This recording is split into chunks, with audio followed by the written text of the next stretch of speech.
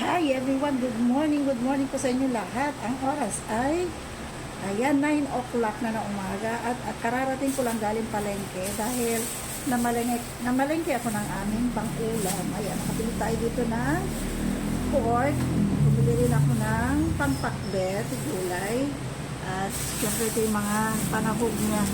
Ay, grabe, ang mahal ng bilihin. Sobrang mahal, napakahirap mag-budget talaga ngayon. So, ito ay luluto ko ng tanghalian namin dahil dito ulit kakain ng mga anak ko. So, yan, magpahinga lang ako ng konti at maya-maya ng konti ay mag-uumpisa na akong magluto. At nagumpisa na nga akong magluto at ito, inuna ko na itong aking lulutuing igado. Ayan, sinalang na natin yung ating karne, pakukuluan ko ng tubig. Ayan, at maya-maya ng konti, maghihimay naman ako ng aking mga gulay na sangkap para sa ating igado at para yan sa ating lulutuin na pakbet para naman may gulay tayo. At magsa na tayong maggisa. Ayan, nilipat ko dito yung ibang kawali yung ginamit ko. Yung mas malaki-laki kasi medyo marami yung ating lulutuing igado. So, ang gagawin ko lang ay uunahin ko lang na ayan, igisa itong ating atay. Atay ng baboy. Set aside natin after. At iset aside natin pagkatapos natin mag-isa. Para hindi siya ma-overcook ba. Kasi magbabubble, parang bubble ganun pagka katigas. Pag nasobrahan sa luto. So, unahin na natin yan at itabi. Ayan, natapos na natin yung atay. Mag-isa na tayo ng ating bawang sibuyas. Kalahati lang para yung kalahati gamitin natin doon sa ating pakbet. Guys.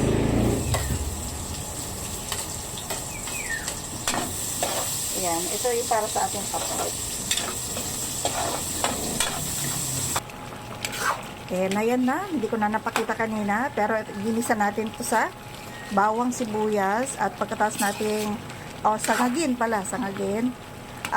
Syempre, nilagyan na natin ng pampalasa. Nilagyan ko siya ng isang pork cube, nilagyan ko ng paminta, at syempre, konting suka, konting toyo para mas maganda yung kulay, at konting asin, at nilagay ko na yung dahil malambot na yung ating pork, nilagay ko na yung ating gulay, yung patatas, carrots, at syempre yung ating green peas. At yan, pinapalambot na lang natin. At ang huli natin ilalagay ay ito, yung ating bell pepper. At ayan na, konting oras na lang, konting minuto na lang ay maluluto na yan. At titikman ko lang yung kanyang lasa kung kailangan pa natin mag-adjust. Wow, perfect. So, ayan. Ihalo lang natin maigi para mag-combine lahat yung ating mga nilagay na pampalasa. Napakabango. Ganyan lang ako magluto ng igado. At sa kabila, ayan, niluluto ko na yung yung ating pakbet. Ayan, bago ko malimutan, yung ating prinito kanina na na atay. Muntikan ko na malimutan. So, ayan, nilagay na natin. Konting atay lang yung yung nilagay ko kasi hindi sila masyadong mahilig sa atay ng baboy. So, konti lang para lang may atay yung ating igado. So, ayan, pwede na to. Yun, nakapagaya na tayo. Pwede na to. Pwede na to. Ayan, okay na. Yan ang ating igado. Antayin naman natin yung isa, lulutuin na natin yung ating ating pinakbet. Ayan ang igado ni Mami G. Ayan, lagi ito, ganito yung ginagamit kong bagoong balayan. So, lagyan lang natin. Tansyahin lang muna natin kasi maalat to. Mas maganda yung magdagdag kayo sa sobra. And haluin. Tsaka natin lalagyan ng tubig para lumambot na yung ating gulay. Saglit na saglit lang yung luto nito. Ayan. At lalagyan ko siya ng konting-konting seasoning lang.